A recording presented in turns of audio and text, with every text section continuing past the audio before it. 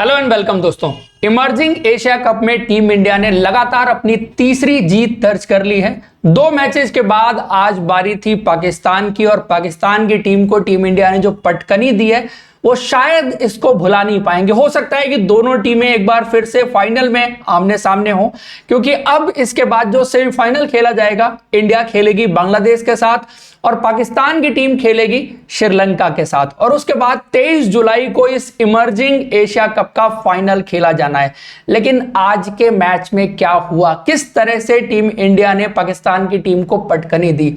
राजवर्धन हंगरगेकर पिछले मैच में भी जबरदस्त गेंदबाजी की थी और अपनी परफॉर्मेंस से सामने वाली टीम को उन्होंने हैरान किया था, लेकिन इस मैच में उन्होंने अपने करियर का दूसरा 5 विकेट हॉल लिया और बहुत जबरदस्त गेंदबाजी पहले नई गेंद से देखने को मिली, क्योंकि टॉप ऑफ द ऑर्डर जो पाकिस्तान के बैट्समैन थे उन्होंने उनको आउट किया और बाद में फिर जब टेल को आउट करने की बात थी तो उनको भी आउट किया, क्योंकि 6 विकेट पाकिस्तान की टीम के जल्दी निकल गए थे। 95 रन पर 6 विकेट निकल गए थे, लेकिन उसके बाद जो 2 पार्टनरशिप्स लगी उसकी वजह से पाकिस्तान 205 के टोटल तक पहुंच गई। सो इंडियन टीम के साथ इस इमर्जिंग एशिया कप में ये प्रॉब्लम तो रही है कि पहले 2 मैचेस में भी जल्दी 5 विकेट निकालने के बाद वो टोटल लगभग 160-70 तक पहुंच गया था और यहां पर तो 200 के पार पहुंच गया।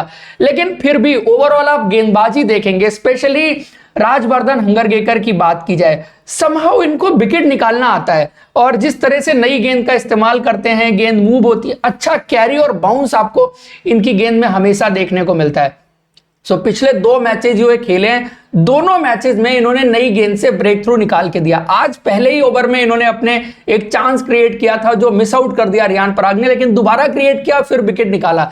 जो स्कोप ऑफ इंप्रूवमेंट की बात करेंगे आप इनकी गेंदबाजी में, शायद रनअप पर वो मोमेंटम खो जाते हैं। अगर अच्छा मोमेंटम कैरी करके लाएं लास्ट तक, शुरुआत के कुछ स्टेप में आप इनका रनअप देखेंगे तो इवन नहीं है, उसमें स्टार्ट स्टॉप वाली चीज आती है, तो वो मोमेंटम कहीं ना कहीं नहीं मिलता और इसी वजह से जो पेस आप अर्ली 140s में देखते हैं, अगर उस चीज को बेहतर कर सकते हैं और कुछ यार्ड पुट ऑन कर सकते हैं तो बहुत डेंजरस गेंदबाज हो सकते हैं, क्योंकि अच्छे बाउंस के साथ गेंद फेंकते हैं तो रिलीज पॉइंट भी ऊपर जाता है, इसीलिए इनको वो एक्स्ट्रा बाउंस और कैरी मिलता है। लेकिन जो भी हो, गेंदबाजी ओवरऑल बहुत जबरदस्त इनसे देखने को मिली। आईपीएल में भी जो कुछ मौके इनको मिले थे वहां पर भी इन्होंने जबरदस्त गेंदबाजी की थी और यहां अब तक जो 2 मैचेस खेले बहुत इंप्रेसिव गेंदबाज रहे। बाकी आप सब वाकिफ हैं इनकी बल्लेबाजी की काबिलियत से कि किस तरह से ये लॉन्ग हैंडल का इस्तेमाल कर सकते हैं। अंडर 19 वर्ल्ड कप में भी देखा था और अब इस इमर्जिंग एशिया कप में हुआ यह है कि इंडिया के नीचे के बल्लेबाजों की बल्लेबाजी आई नहीं है। 5 बल्लेबाज के अलावा छठा बल्लेबाज आपको इस्तेमाल करने की जरूरत नहीं पड़ी है। वो तो पिछले मैच में ध्रुव जुरैल को भेज दिया कप्तान ने ऊपर, तो उनकी बल्लेबाजी आ गई। अदरवाइज कोई भी टीम इंडियन बैटिंग ऑर्डर में अभी तक बहुत ज्यादा नीचे नहीं जा पाई है। लेकिन स्पिन गेंदबाजी में आज बात होगी मानव सूतर की, क्योंकि उन्होंने भी बहुत जबरदस्त गेंदबाजी आज के दिन पर करी है और जो क्लासिकल लेफ्ट आर्म स्पिन गेंदबाजी की बात करते हैं वो उनसे देखने को मिली है। इस विकेट पर बहुत सारे गेंदबाजों ने गेंदबाजी की है, लेकिन जो परचेज, बाउंस, टर्न उनकी गेंदबाजी में देखने को मिला है वो और किसी की गेंदबाजी में देखने को नहीं मिला। क्योंकि इनके बारे में जो खास बात है ना कि अगर आप इनका रिलीज पॉइंट देखेंगे तो बिल्कुल सीधा ऊपर से आता है। बहुत सारे लेफ्ट आर्म स्पिनर आजकल आप मॉडर्न डे क्रिकेट में देखते हैं कि उनको जब आमर करनी होती है तो हल्का सा वो राउंड आर्म चले जाते हैं, वहां से वो सीधा एंगल से मारने की कोशिश करते हैं राइट हैंडर के लिए अंदर। लेकिन ये जो अपनी स्टॉक डिलीवरी है, जो लेफ्ट आर्म स्पिनर की डिलीवरी होती है, उस पर ज्यादा फोकस करते हैं। उसी में इनका पेस में वेरिएशन चलता है, लाइन में वेरिएशन चलता है, लेंथ में वेरिएशन चलता है। सो अपनी गेंदबाजी में उसी चीजों में एक्सपेरिमेंट करते हैं जिन पर आप कह सकते हैं जो स्किल वाइज बहुत इंपॉर्टेंट कही जाती हैं लेफ्ट आर्म स्पिन की गेंदबाजी में। तीनों विकेट आप देखेंगे, पहला डिसमिसल था जो टर्न एंड बाउंस, गजब की स्टंपिंग भी आपको ध्रुव जुरैल को क्रेडिट देना पड़ेगा, बहुत लाइटनिंग क्विक स्टंपिंग उनकी तरफ से देखने को मिली। और दूसरा, ध्रुव जुरैल ने यहां पर जो इमर्जिंग एशिया कप में मैचेस हुए अब तक कुछ कैचेस भी बड़े कमाल के पकड़े हैं। जो आउटसाइड एज लगने की बात हो, नेपाल के खिलाफ उन्होंने एक इनसाइड एज भी पकड़ा था, बाकी विकेट कीपिंग की बात होगी। सो ओवरऑल काफी इंप्रेसिव उनकी विकेट कीपिंग रही है। फिर वो लेफ्ट हैंडर को जो उन्होंने थ्रू द गेट बोल्ड किया ना, इतना टर्न नहीं था कि आपको ऐसी गेंदें यहां पर ड्रीम डिलीवरी जो लेफ्ट आर्म स्पिनर की देखने को मिल जाए। सो बहुत इंप्रेसिव गेंदबाज रहे हैं from Ranji trophy to India A और बहुत शानदार सफर इनका चल रहा है। सो एक विकेट टेकिंग स्पिनर इन व्हाइट बॉल क्रिकेट बहुत इंपॉर्टेंट होता है। और आज भी गेंदबाजी अगर आप नंबर्स देखने जाएंगे इनके, सो 10 ओवर में 36 रन है और 3 विकेट लिए हैं। पहले मैच में भी जबरदस्त गेंदबाजी की थी, दूसरे में विकेट ज्यादा नहीं थे, लेकिन जो कंट्रोल गेंदबाजी में देते हैं और जो अटैकिंग गेंदबाजी करते हैं ना मिडिल ओवर्स में, कि इंडियन टीम जैसे वनडे क्रिकेट में देख रही थी बहुत वक्त तक आपके स्पिनर्स मिडिल ओवर्स में विकेट नहीं निकाल पाते। सो यहां पर काफी सारे युवा खिलाड़ी हैं जो कोशिश करते हैं कि थोड़ा अटैकिंग बॉलिंग की जाए, बट आपके पास वो स्किल सेट भी होना चाहिए। जैसे आप इस इंडियन टीम में देखेंगे, रियान पराग ने भी गेंदबाजी की है, 6 ओवर में 24 रन दिए, 1 विकेट लिया है। सो कोशिश उनकी तरफ से भी होती है कि थोड़ा सा अटैकिंग गेंदबाजी की जाए, जो आप देखेंगे अभिषेक शर्मा की तरफ से भी वो कोशिश होती है, निशांत सिंधु की तरफ से भी होती है। हालांकि पिछले मैच में उनको 4 विकेट लिए थे, लेकिन जब आप इन सबको आपस में कंपैरिजन करेंगे ना, तो आपको पता चलेगा कि मानव सूतर इन तीनों से कहीं ना कहीं जो प्योर स्पिनर की बात होती है उसमें बहुत आगे हैं। क्योंकि बाकी तो ऑलराउंडर भी गिनते हैं आप, ये सब तो कंट्रोल के साथ गेंदबाजी कर सकते हैं, आपको एक एंड होल्ड करके दे सकते हैं। क्योंकि अगर आप आज की पार्टनरशिप में देखेंगे, मानव सूतर और उनके साथ निशांत सिंधु ने जिस तरह से टेंडम में गेंदबाजी किया, निशांत सिंधु भी काफी अच्छी गेंदबाजी करते हैं, लेकिन जब मानव के साथ कंपैरिजन होगा तो वो क्वालिटी और क्लास का डिफरेंस आपको अल्टीमेटली पता चलेगा। बिकॉज ये विकेट भी जो आज उन्होंने निकाले हैं ना, वो सारे टॉप ऑर्डर के बल्लेबाजों के विकेट हैं, और जिस तरह से आउट हुए ना, कंप्लीटली आउटफॉक्स किया उन्होंने बल्लेबाजों को। तो जितनी तारीफ की जाए कम पड़ेगी। जो शायद मिस आउट कर गए ना इस इमर्जिंग एशिया कप में गेंदबाजी में, अब तक वो नीतीश रेड्डी रहे, तीनों मैचेस में उन्होंने कुछ खास किया नहीं है।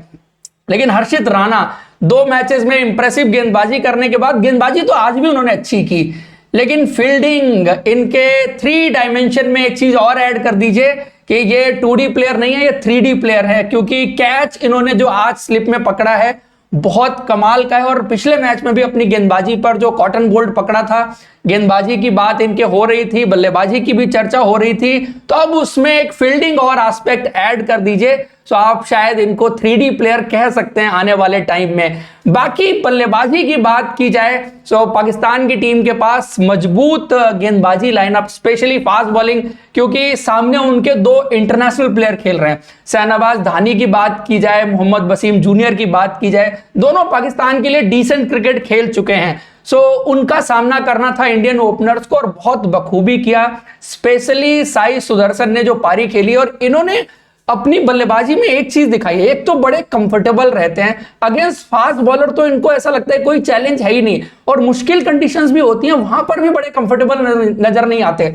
सो अगर आप देखें, हमेशा फास्ट बॉलिंग के खिलाफ जब ये गुजरात की टीम में भी खेल रहे थे, तो वहां पर भी जब मुश्किल सिचुएशन आती है इनको भेजिए, हमेशा इन्होंने परफॉर्म करके दिखाया। एक चीज जो शायद मैं देखता हूं कि ज्यादा कंफर्टेबल रहते हैं, इनका बैट लिफ्ट आप अगर देखेंगे तो बहुत कम है, जो आप longer format of the game में देखते हैं जिस तरह से बल्लेबाजों का होता है। तो एक टेक्निकली आप साउंड बैट्समैन कहते हैं ना, बेसिक चीज होती है, शायद दिखने में आपको वैसे ना लगे, बट जो क्रिकेट के बेसिक की बात होती है कि playing close to the body, या ड्राइव भी करते हैं ना, तो वो भी इतना एलिगेंट होता है और इतना टेक्निकली परफेक्ट होता है। जैसे कंपैरिजन के लिए आप अभिषेक शर्मा को देखिए और एक तरफ इनको देखिए।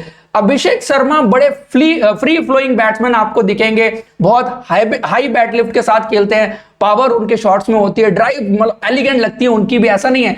लेकिन जब दोनों को आप टेक्निकली कंपैरिजन करेंगे ना, तो साई सुदर्शन ज्यादा करेक्ट हैं अभिषेक शर्मा के। अभिषेक शर्मा शायद पावर ज्यादा इस्तेमाल करने की कोशिश करते हैं, और अब तक जो इस टूर्नामेंट में उनके 2 डिसमिसल हुए हैं, उन्होंने ओवरहिट करने की कोशिश की। आज वाला शॉट भी जबरदस्ती उन्होंने बहुत ज्यादा पावर से मारने की कोशिश की, लेकिन जब तक वो भी खेले ना, बहुत एलिगेंट लगे और बहुत आसानी से उन्होंने भी गेंदों को जो है बाउंड्री के बाहर पहुंचाया। लेकिन वही चीज है कि पारी लंबी नहीं हो पा रही है, तो कुछ ना कुछ तो बेसिक खामियां हैं उनकी बल्लेबाजी में, जो शायद हर मैच में वैसे परफॉर्मेंस नहीं हो रही, रेगुलर परफॉर्मेंस नहीं हो रही। लेकिन साई सुदर्शन की बल्लेबाजी में, चाहे वो डिफेंस की बात हो, चाहे वो ड्राइविंग की भी बात हो, जनरली ड्राइव करने के लिए आप आगे लीन करते हैं, आगे जाते हैं, बट इनका जो मीटिंग पॉइंट होता है ना, वो पूरा बॉडी जाती है, पैर भी जाता है, बाकी हेड और सारी चीजें साथ में जाती हैं। Abhishek Sharma is kind of stand and deliver वाले प्लेयर हैं। सो ये थोड़ा सा दोनों में अंतर है, और ये मुझे पर्सनली जो है वो टेक्निकली अगर आप दोनों बल्लेबाजों को कंपैरिजन करना है इन टर्म्स ऑफ ड्राइविंग बात करेंगे, वो चीज थोड़ा बहुत परेशान किया था सेकंड स्पेल में इनको मोहम्मद वसीम जूनियर ने। लेकिन एट द एंड जो सेंचुरी उन्होंने पूरी की है लास्ट 2 छक्के लगा करके, लास्ट वाला तो बहुत कमाल का था। अभी जैसे मैं बात कर रहा था, स्टैंड एंड डिलीवर नहीं करते, जब आपको लिफ्ट करनी होगी ना बॉल, तो आपको थोड़ा सा दूर रहना पड़ेगा बॉल से, ज्यादा नजदीक चले जाएंगे तो फिर वो अलोंग द ग्राउंड खेलने के लिए ज्यादा इंपॉर्टेंट होते हैं। तो वो एस्पेक्ट भी है कि वहां से आपको बॉल के नीचे आना और सीधा लंबा शॉट लगाना, तो वो काबिलियत भी उन्होंने आखिरी वाले छक्के में दिखा दी। सो आईपीएल में भी आप देख चुके हैं और बड़े प्रॉमिसिंग बैट्समैन हैं, लगातार इन्होंने रन्स बनाए आईपीएल से लेकर के टीएनपीएल से लेकर के यहां अभी 2 मैचेस में 150 100। सो बहुत अच्छा रन इनके लिए जा रहा है। सो जबरदस्त बल्लेबाजी। बाकी यश ढुल की भी बात होगी, लास्ट में आके उन्होंने जो जिस पेस में और जिस तेजी से मैच खत्म करने की जल्दी में वो थे, और इंडिया की टीम ने किया भी एक्चुअली 36 ओवर में इंडिया की टीम ने इस मैच को खत्म कर दिया और 8 विकेट से जीत लिया। एक बल्लेबाज बच गए, निकिन जोस। और निकिन जोस की अगर मैं बात करूं तो काफी अच्छे बल्लेबाज रहे, लेकिन थोड़ा सा स्पिनर के खिलाफ परेशान हुए आज। लेकिन एक चीज की दाद आपको उनकी भी बल्लेबाजी की देनी पड़ेगी कि जनरली हम बहुत सारे बल्लेबाजों को देखते हैं कि पाकिस्तान के खिलाफ एक विकेट जल्दी गिर जाए या आप कंफर्टेबल एट द क्रीज ना हो तो आप बहुत ज्यादा हड़बड़ाहट दिखाते हैं। वो कोशिश कर रहे थे लेकिन समहाउ वो सरवाइव कर गए। स्पिनर के खिलाफ गेम आगे और उनका देखना पड़ेगा, क्योंकि 2 बार उन्होंने जो लॉफ्टेड शॉट लगाने की कोशिश की जिसमें एक बार पहले बच गए थे और दोबारा से आउट होकर के जो गए वो भी अक्रॉस द लाइन जो है वो शॉट खेल गए। So it was not expected from Nikin Jose, जो बहुत पेशेंस के साथ खेलते हैं, जो लगता है कि रेड बॉल क्रिकेट के प्लेयर ज्यादा हैं, बट एट द एंड अगर आप देखेंगे ना 50 रन बना के वो भी गए और जो काउंटर अटैकिंग पारी उन्होंने भी खेली है। सो इंपॉर्टेंट कह सकते हैं। हालांकि इंडिया की टीम बहुत आसानी से जीती है, एटलीस्ट आगे सेमीफाइनल में जाते हुए। अब आपके 5 बल्लेबाजों को बल्लेबाजी मिली है अब तक, निशांत सिंधु, रियान पराग और बाकी नीचे जो आपके ऑलराउंडर हैं इनकी बल्लेबाजी नहीं आई है।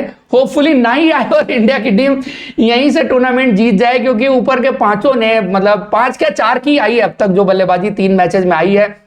वो तो आपको ध्रुव जरल पिछले मैच में दिख गए थे क्योंकि उनको 3 नंबर प्रमोट कर दिया गया था। तो अब सेमीफाइनल में देखना है कि ये यंग गन किस तरह से बांग्लादेश को रौंदते हैं और फिर फाइनल में कौन सी टीम सामने होगी। दोबारा से हराने के लिए पाकिस्तान होगा या श्रीलंका की टीम होगी जो उनके घर में ये टूर्नामेंट खेला जा रहा है। तो दोस्तों ये था ओवरऑल इस मैच का, India versus Pakistan emerging Asia cup के मैच का एनालिसिस। आपको पसंद आया तो आप लाइक जरूर करें और अब तक आपने सब्सक्राइब नहीं किया तो हमारे चैनल को सब्सक्राइब जरूर कर लीजिए। Thank you so much, see you in